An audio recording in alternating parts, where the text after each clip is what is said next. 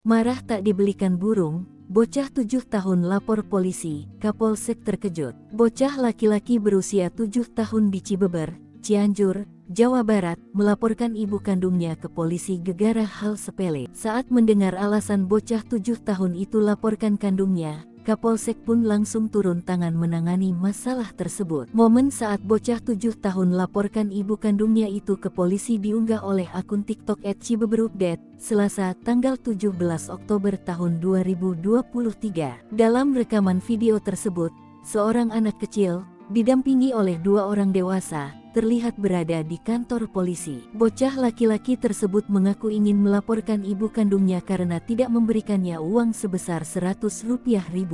Adapun uang Rp100.000 tersebut hendak digunakan bocah laki-laki itu untuk membeli burung. Pengunggah video menjelaskan bahwa anak berusia 7 tahun ini, yang bernama Muhammad Rizam, tengah marah karena tidak mendapatkan uang untuk membeli burung. Dia bahkan berniat untuk melaporkan ibunya ke polisi. Meskipun masalahnya terlihat sepele, laporan anak ini tetap mendapat respons dari Kapolsek Cibeber. Kapolsek tersebut terlihat merangkul tubuh anak kecil tersebut sambil memberikannya nasihat. Setelah mendengar nasihat, Rizam, yang saat itu mengenakan baju hitam, terduduk sejenak dan menyadari kesalahannya. Dia tampak sangat fokus mendengarkan nasihat dari Kapolsek Cibeber.